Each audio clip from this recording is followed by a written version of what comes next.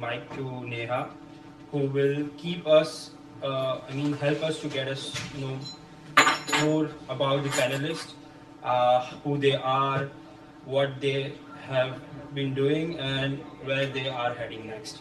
Thank you.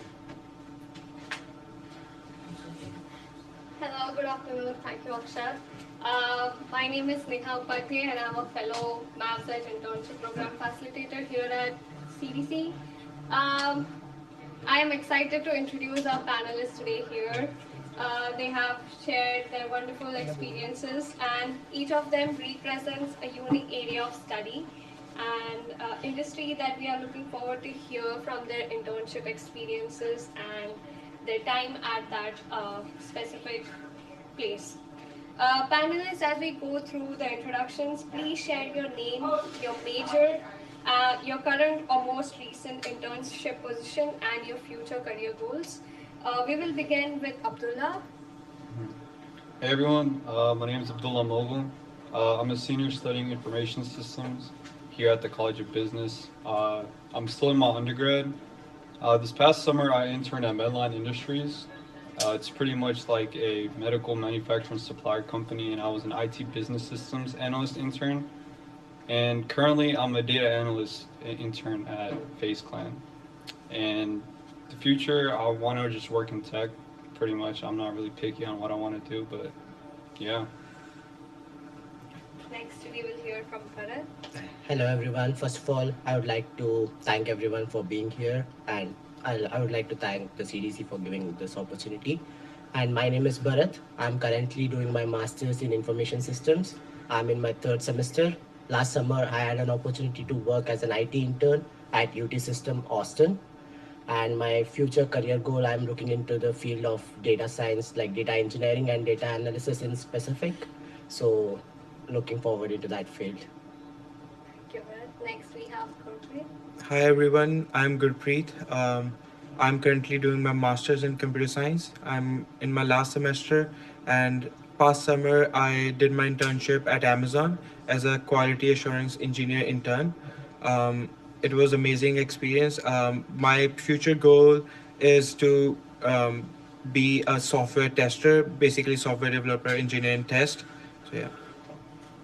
Let's finally we have Shreyas and the panel. Hello everyone, my name is Shreyas. I'm currently in my third semester of my master's in data science, and I got the opportunity to work as a data science intern at a company called ISN this summer. So ISN is basically a contracting company which also does safety review analysis. So I was a data science intern there. And talking about future goals, I would say maybe I would like to be part of any machine learning roles or data science roles in the future. Thank you all for all those introductions. Now that we have met our panelists, I'll hand it over to Ohona, who will lead us into the questions for the discussion. Hello everyone, I'm Suneha Noor. I'm a bachelor's in economics major and I'm graduating in May 2026 and I'm a program facilitator for the Message program here at Career Development Center. So let's begin our questions by learning a little more about their summer 2025 internship roles. So the first question would be for you guys to describe your experience and the skills that you've developed from your internship experience. So we might go one by one. Could Abdullah you begin? Yeah, so honestly, like the company I was working with is based out in Chicago. So they actually, I had the opportunity to be flown out over there and spend my whole summer there. It was really fun. They covered housing and all that. As far as work goes, it was really cool because usually as an intern, people give you like push aside work, like do this on the side. But I actually got to get hands-on experience working with the team, being in important meetings and having to adapt and really understand how it works like in a corporate setting when it comes to just logistics and just technology. There's never really a right answer. So being able to, I guess, understand how to be adaptive is definitely one thing I've learned over the summer. And yeah, it was a really cool experience. Thank you. Could you please go next? Yep. So I worked, as I told, I worked in UT System Austin. So basically, UT System is an organization which manages all the University of Texas like 13 to 14 institutions, which includes medical science as well as technology and engineering as well. So in that organization, I worked as an IT intern. So my role was basically to analyze the IT data. Say, for example, all the IT data, kind of like employee details, will be stored in Azure directory. So there's a lot of data in Azure directory related to an employee. So in Azure directory, there are a lot of what can I say? Say, for example, there are many accounts which are normal accounts, like active accounts and disabled accounts. So my role was to analyze those accounts and come up with a plan to like what to do with those accounts. Like, should we delete the accounts, or should we wait? Should we get it like approved from one of the uh, IT department or something like that? So basically, I worked on the IT data, and my time in UT system was very short. Like, it was supposed to be a 3 month internship, but due to some medical emergency, it was just like 1.5 month for me. But the time which I spent there was really helpful. And it was not exactly like a normal internship where you will be given with a problem, given with a proper problem statement and set of like goals which you have to achieve. It was kind of like they used to give one liner, and we had to kind of develop from there. Like, we have to put in our creativity and do whatever, like what is needed for that. So it was very insightful, and also it was challenging because they didn't give me the proper set of goals which I had to achieve. So it was kind of like open book. I had to fill in details for that, and I had to work on that. So it was kind of challenging, and also it was really fun to work on those projects. Thank Yeah. you. So for me, the skills that I have developed there was majorly like technical skills related to software testing. So I strengthened my UI automation skills and CI/CD skills. Other than that, I have improved my soft skills, like how to communicate cross teams, because in Amazon, they while doing internship, they give you like number of goals, and each goal is related to a different team, and you have to collaborate with each other and figure out everything. And while while preparing for interview for Amazon, you study about leadership principle, but there I actually saw implementing those leadership principles. So this is what I have learned there. Yeah. And in my experience, so this was my first corporate experience, so it was completely new to me, and the environment was so different. So mainly, I would say it was I had to adapt very well to the environment, and it was definitely a very learning experience for me, because everything that I learned there was new, and that's something that I'd not seen before. So adapting to all of those situations, meeting new people, being part of teams where people are from the same domain as you, they speak the same terms as you, and they know what you have learned and what you're applying. So being part of such a team was very, I would say, insightful and important. Um, Further, my actual role was that I was given projects to develop some automated data pipelines using machine learning and also data pre-processing techniques. And further, I was also given a research project. So with these two projects over the 10 weeks of my internship there, I collaborated with a lot of people, with a lot of different teams. I directly dealt and reported to the top management, including the CEO and the CTO. So having meetings with them and then interacting with them in different events, you learn a lot about professionalism and how to be in a corporate setting. So I would say that was one of the biggest takeaway that I took from my experience. And upon that, with my projects, I would say I had a lot of learning with technical skills, with directly dealing with machine learning or even data science, and also building my soft skills such as being professional, having good communication skills, good documentation skills. So understanding how a corporate works from the basics was one of the biggest learning in my internship. Thank you so much. So we're going to move on to the next question.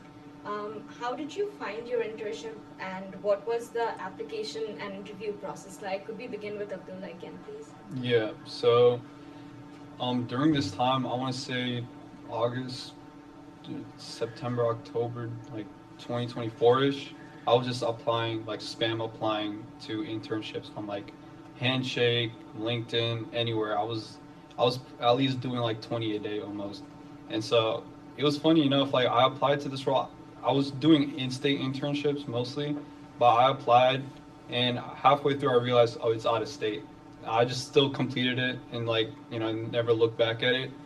And then around, I want to say a month later after I applied, I got an email from the campus recruiter at Medline, and they wanted to set up like a 30-minute phone call just to go over my resume, ask any questions they had about my resume or any questions I had for them. Went there. Usually, you want to do a little bit more research about the company, about the role.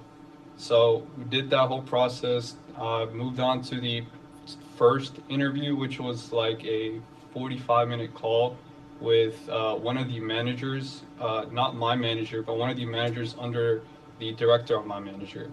And pretty much just, it was strictly behavioral. They wanted to see like how I think, how I'd react, what I know about the company. And then after that, after like 2-3 weeks, I heard back from them for a final round, which is like a panel style. So I had like the director and then another manager under him. Still, I haven't spoke to my actual manager, but they pretty much asked me a little bit more technical stuff. It was still behavioral. They wanted to see how I would essentially fit within the team. And after that, I want to say like a few weeks after, I heard back from them about getting an offer. And so that whole process took around, I want to say, 1.5 months, I'd say. But yeah, definitely, I'd say just take your time researching before every interview. You could probably search up their names to give you the names of like the people that would interview you. Just do your research on them on LinkedIn, and yeah. Yeah, so in my case, I found this opening in Handshake. And as Abdullah told, I had been applying to many of the companies and the job openings which were there in LinkedIn as well as Handshake, but none of them were working out. But all of a sudden, there's this company, UT System, which I applied through Handshake, and everything worked out well. Probably I had applied in October or November 2024, and I received the call back in Jan or Feb 2025, and there was an interview scheduled. It was just one round of interview, 1 hour interview scheduled with Deputy Chief Information Officer and two other interview panelists. One is program manager and one more is application services head. So it was those three panelists and 1 hour of interview. And my interview was basically kind of, they went through the resume and asked each and every point which I had put in my resume. So I would recommend you guys, like, whatever you put in your resume, you have to be thorough about it, and you have to know what you have put, and you have to be, if they ask questions regarding that, you have to be very confident and answer those points. And my interview was basically kind of like based on behavioral question. They mostly test you on the behavioral questions, technical side. Obviously, they'll ask few questions, but mostly they'll see your behavioral answers, how you'll answer, how confident you are. And it was kind of like, I didn't feel like it was a proper interview kind of thing. They made me feel very comfortable, and it was like a conversation. One panelist asked about scope creep. What do you feel about scope creep? She was, her opinion regarding scope creep is that she was not very, what can I say, supportive regarding the scope creep, but I was against her. But that conversation was very healthy as well. And I didn't leave my stand. I took the stand that saying that scope creep, sometimes it is justifiable. So this kind of like conversational based kind of interview is what I experienced. So I would say that whatever you put in your resume, put what you have gone through it or what you have done in your coursework or something like that. So yeah, that's it. So in my case, I applied through LinkedIn. I saw the posting, and I was targeting for QAE's roles, and I knew that Amazon will hire, or they hire usually for this role. So I continuously, like, I checked their career web page as well, but luckily I found the posting on LinkedIn. and then I applied through it on, I think, in November 2024. Then within a week I got the test link. I cleared that. Then with next week I got an interview. It was like 60 minutes, two interview back to back. It was like half of the interview was behavioral questions, and then half of it was technical questions related to software testing and some DSA. And then after 1 week, I got an email that I have cleared the interview, but there is no position right now. So they put me on waitlist, and I didn't knew that, like, is it a selection or a rejection for me. So I totally forget about it. I asked someone. They said like another way of saying like you're rejected. So I didn't took it seriously, but like out of a sudden in March, I guess, I got an email that I got an internship. So it was kind of a surprise for me. So that's how that was the process for me. Yeah. And in my case, I would like to say that ISN is a Maths Edge partner. That is, they're a partner of UTA. So I did apply on Handshake, and it was quite easy for me to apply as they're a Maths Edge partner. And usually the interview process happens for this organization 2 times in a year, and both the times happen for the summer positions only. And the first part happens in around September, November-ish time. And the second one happens from Jan to Feb, I would say. So I applied on Handshake in January, and in around a month, I got an interview call in around mid-Feb, I would say. And usually the pattern is as such that there are 2 major rounds, and the first round was usually held in the Career Development Center right here. So I came here and gave my first round interview, and it was around 20 minutes interview, where it was, I would say, mostly technical. They tested me on my SQL skills, my machine learning, my Python skills, and some behavioral questions here and there. But it was strictly 20 minutes interview on your resume, whatever you put on your resume, your projects, your experience, and based on that, some additional questions on your skills. So that was my first round. And the second round is usually a 2-day interview. And the entire 2 day, they try to judge you on your interactions, how you speak, how you interact with everyone in the organization, how well you understand the organization. And also there are main rounds in those 2 days. So for my role, which is the data science role, the pattern is as such that we have a main presentation that you have to give about a recent analytical project that you have completed. So that is around 30 to 40 minutes round, where you present a complete data science project that you have completed, and then you have questions additionally on whatever you presented.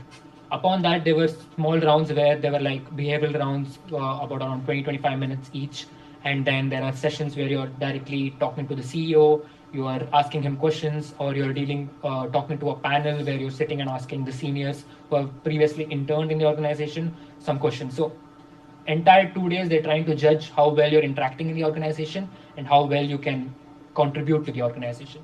So after the second round interview, I got offer, I think, around 2 weeks from that interview, and then my internship started in June. Thank you. So for the next question, this is an open question for the group. Whoever would like to take it can. And it's, how did AI tools like ChatGPT or Gemini play a role in your internship, or if at all? Well, in Amazon, they talk about like Gen AI a lot. We had a special meeting. We all were discussing like how much we are using Gen AI into our work and how we can optimize our work and like do our work more efficiently. Amazon have their own internal tools for everything, and they have multiple AI agents, or you can say AI tools. By using that, for example, to write an email, they have a different tool. Then we have like Amazon Q, which is kind of similar to Klein. I don't know if you know about it, but we use that to code in our IDE, and then yeah. So everybody is talking about Gen AI, and for example, my last goal in my internship was to automate using Gen AI based automation tool. So generally, we write code, we write scripts to automate a a web page or something, but they developed a software by which we just have to write a prompt, and prompt should be like very descriptive, and the tool will do everything for you. So it will understand the prompt, understand the context, and then it will try to automate everything. So yeah. In ISN, I would say ISN is usually a parent company of Microsoft. Microsoft is a parent company of ISN. So it uses majority of Microsoft tools. So we were actually recommended to use GitHub Copilot in our code spaces, and they said that it will help you, be more productive and maybe reduce some time while you're creating or developing any material. So they did help us get a Copilot into our code spaces. But I would say that ChatGPT was not allowed. It was strictly banned. It was taken away from our network. So we were not allowed to use ChatGPT. But Copilot, yes. And even in my project, I did implement in my workflow where I included Azure OpenAI API into it. So I was feeding some information directly to Azure OpenAI, and that was secure because we had everything securely linked with Azure OpenAI, but not directly ChatGPT. So using that, again, AI was allowed in our organization. Yeah, I mean, like for Medline at least, like it's not really like a technical company. Like, of course, they have like technical aspects to it, but like, the technology and the IT pretty much backs like the sales and the supply chain that drives the business. And so they were a lot more chill with AI tools. I didn't care if I used AI, as long as I like didn't put like any sensitive information and abide by the guidelines. Like he said, bro, I could just put the whole script in there, copy everything, put it in, and then plug anything sensitive back in. We did have like a lot of companies. They do have like Microsoft Suite, so Teams and all that, and usually they do have a Copilot feature in there. Besides that, like at least at Medline, like they encouraged a lot of us to use generative AI in as many places as they can. And back then, like I want to say 2023, 2024, it was almost like looked down upon, if you used it in school or anywhere. But now, you were able to save time, save money, and, as long as you know how to do it, you'd be surprised. There's 50, 60-year-olds with, 20 plus years of experience in tech, and they don't even know how to properly prompt like something into ChatGPT or AI. So as students, that's something we definitely all have an advantage of, and it'll definitely play out in the long run. In my case, I didn't find the need to use AI tools because it was data analysis and like creating the dashboard in Power BI for the analyzed data. And I don't know what the company guidelines is related to this one. I was not exposed to that, or I was not told to use AI tools or not to use AI tools, and I didn't find any need to use the AI tools. So that's it. Yeah. Thank you. So the next one is also an open question to the group. So did your organization provide any AI training, or if how did you ensure that your use of AI tools followed the ethical and data privacy guidelines by the company? So they provided some courses to like make sure that we don't breach the security guidelines. So basically, what we used to do is we use only internal tools, and we are prohibited to use any other AI agent like ChatGPT or Claude. So other than that, it's like pretty much easy for us because every tool is available which is developed by Amazon. Yeah. So the courses were like very easy. It was like mostly theoretical. Other than that, there's nothing special about it. In ISN, I would say there was no specific training about AI or ethics of the company, but whatever training was given to us about the organization, it definitely made us understand what is important and what is confidential with the company and what should not be revealed to the others. So while we were prompting or using GitHub Copilot or even using Azure AI, OpenAI models, we knew what to give as a prompt and what not to give, what parameters should be submitted as information. For example, in my project important information such as addresses of contractors or contractors' details and where their organization is located or what is the serial number that is associated with that organization. So these can be some information that should not be fed into OpenAI.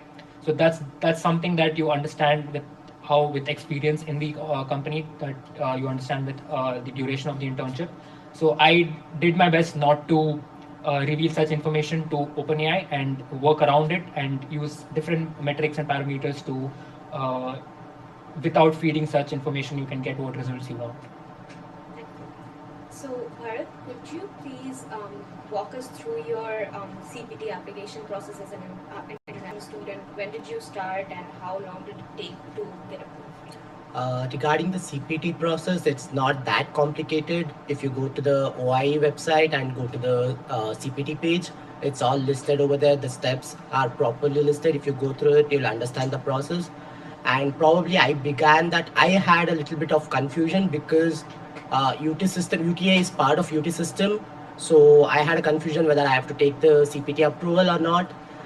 So I emailed the OIE and I scheduled an advising hour of 15 minutes. Since UTA is part of UT system, I didn't need the CPT approval for my internship, but I had completed all the steps. Like there are couple of forms which you need to submit it to your department advisor and the internship coordinator and get it signed from them and submit it to the OIE. So once you submit it to the OIE, they'll approve your CPT and everything is online and it's very simple as well. Since, but I didn't want to do that. I mean, what can I say? Like, I didn't need the CPT approval, but I had done all these steps. So it's pretty simple. Thank you. Would you like to add something to that? Well, just take care of all the CPT start dates and end dates. That's very important. I was about to lose my internship because of that. Yeah, so that's the main thing. Other than that, you have to fill some few forms and then get your I-20 from the OIE. Other than that, it's like pretty much simple. Thank you. So, Shreyas, could you also talk about the steps you have had to complete with the OIE before you could join Sure. your internship? Yeah, so as I mentioned, I got my offer letter, I think around late April, and my start date was around in June. So I would say I started up for the CPT approval as soon as I got my offer letter. So in my course, I have in data science, master's in data science, you have two options for your CPT. That is, you have two courses. So some of my time went there deciding which CPT course I wanted to opt into. And once I decided that with my professor and with my advisor, I started applying for the CPT. And it's quite easy. I think they covered most of the points. It's just two forms. One's an academic form and one is a student form that's available on the OIE website. And then you just fill these two forms, get it signed by your academic advisor and just submit over to the OIE department. And I think around 7 to 10 days at max, you're going to get your CPT, which is your I-20 with your CPT written on it. So it's quite easy and it should not take a lot of time. But as he mentioned, it's quite important that you take care of the dates because your internship dates should always lie between the semester start date and the semester end date for which you are interning in. So that's one of the main aspects that you have to take care of. Thank you. So for the next question, it's open to all of the panelists. Could you please give a best piece of advice for students who are currently seeking an internship? I'll go first. Just, you probably hear this a lot and you probably lose the value of the word, but it's networking. I know networking doesn't necessarily have to be you go to a career fair and you're wearing a suit, firm handshake, pass a resume, elevator pitch. It could just be something extremely simple, you're talking to some random person and then you just tell them you're interested and they probably know a guy that knows a guy and they could connect you that way too. Always just reach out on LinkedIn. I'd definitely say instead of reaching out to recruiters, just reach out to the managers directly. Because in general, during your whole internship, hiring process, or even once you're an intern, you're trying to get a full time from them, your manager is your biggest advocate. The recruiters essentially just pick a pool of candidates for the manager to pick from.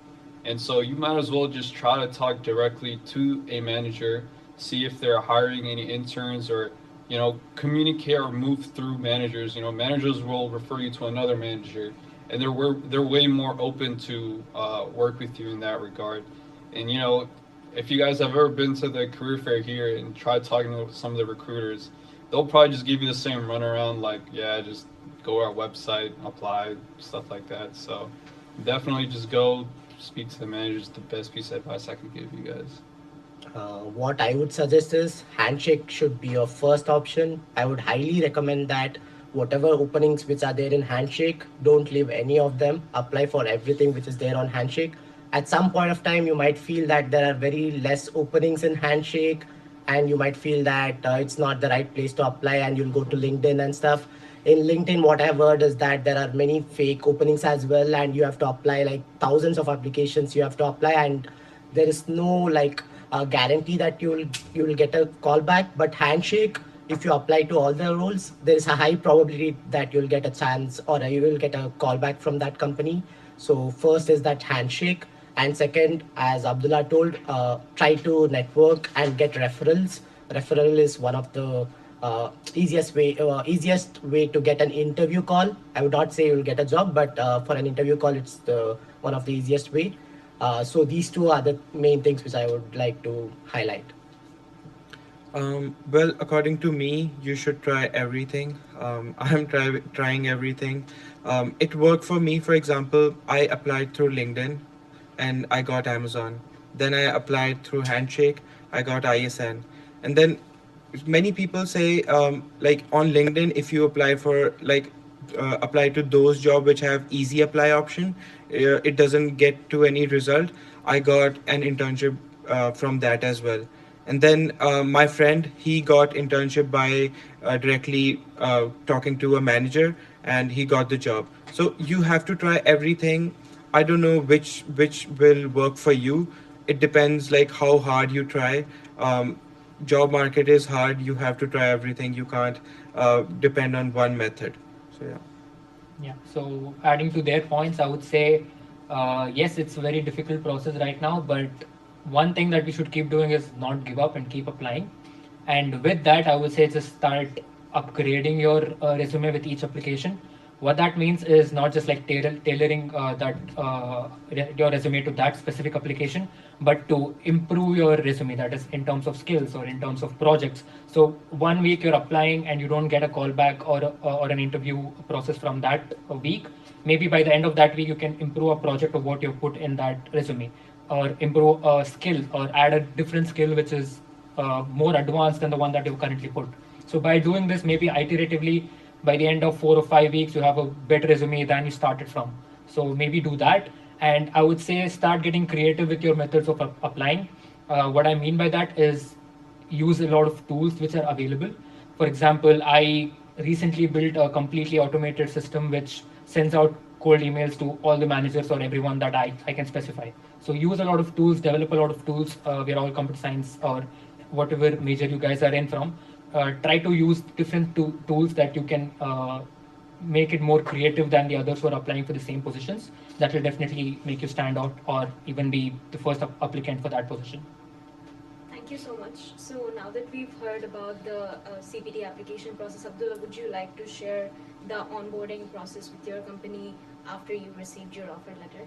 Yeah, so pretty much I received the offer around like January 2025, and they pretty much said that they're gonna reach out to me closer, like towards the start date, like around April is when like they reached out. They had me do like the whole background check. I remember I had to go, they asked for drug screening. You had to go to a clinic and figure all that out.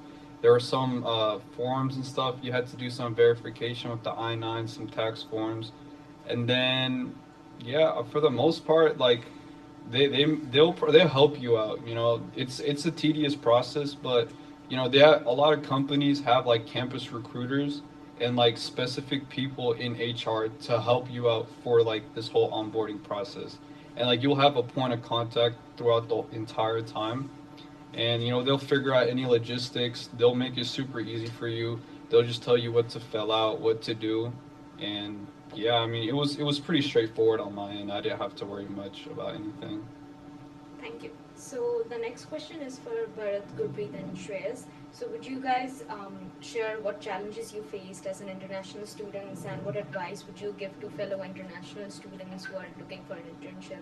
So we will start with Bharat. The one thing is that, as everyone told, the job market is not that great and there are few stuffs going on. So one advice I would give is that just keep applying, upskill yourself and apply, and don't wait that, okay, in this week I'll complete this certification or I'll complete this project and then apply. I don't believe in that. Just keep applying with your current resume as well, but parallelly try to upskill yourself, and then once you are done with that, update your resume and try to apply. So don't stop saying that, okay, my skills, my resume is not that great. And obviously no one knows what they are trying to pick from the resume. If you're lucky enough, you might get with the old resume as well, like you might get a chance. So just keep applying, and also in the meantime upskill yourself. Yeah, so as Bharat said, you have to keep applying. Many students feel like they're not well prepared to apply for an internship. Believe me, you are never prepared until you got the interview. So I would suggest keep applying. When you get the interview, start studying. Then you usually get 1 or 2 days. Don't sleep. It's okay. Just get the internship, and then um, other than that, the most I think for me the CPT thing was most challenging for me. It was easier process, but because of my mistake, I selected a wrong date, wrong start date for Amazon, and it was 2 days before the earliest CPT start date, and because of that, I was asking Amazon to change the start date, and they said you have signed an agreement and you can't change the date. And then I tried to ask OIE to change the date for me or make an exception. They were also not agreeing for that. And then somehow I figured out, like, I emailed my skip manager and asked them, like, can you change my start date? And luckily he said yes. So all went good. So yeah, just figure out CPT and keep applying. Yeah, my points align with both of this as well. So I would say the major challenge international students face is to understand the processes, what is there. So they tend to like fear to dive into it because they don't know the exact process, what to do. This may be outside applying or outside internships as well, just understanding the processes on campus or in the university. So the first thing that I have always suggested is to just dive into it and then figure it out. Even with just applying or even networking, if you think that you're not good at like talking to people or you don't have the proper linguistics or the terms to go approach someone, don't wait for it. First go approach, make mistakes, and then learn. So go figure it out. You will know what you did wrong, and the next time you talk to someone, you'll be better at it. So that's the best way for networking. Same with job applications. Apply first. You'll understand what is wrong with your resume or what is wrong with your profile. Improve it, apply again, and keep going. Don't give up. So that's the only way we can overcome this hardship that we have of not getting an internship. Because if you give up and say, "Oh, I'm not going to get an internship or a call back anyways," then you're definitely not going to get a call back. But if you keep applying, maybe one day or one time you will. So just keep going on with that. Thank you. So for the last question, what was the best part of your internship? This is a question open to all of you, so we're going to begin with Abdullah, please. Yeah, so for Medline, at least they really invest into like the intern class. So they had like a bunch of activities throughout the summer. And since I was in Chicago, they took us like sightseeing, like on a work day. We went through like the whole like river. They even had like, networking sessions. And other week, like we were completely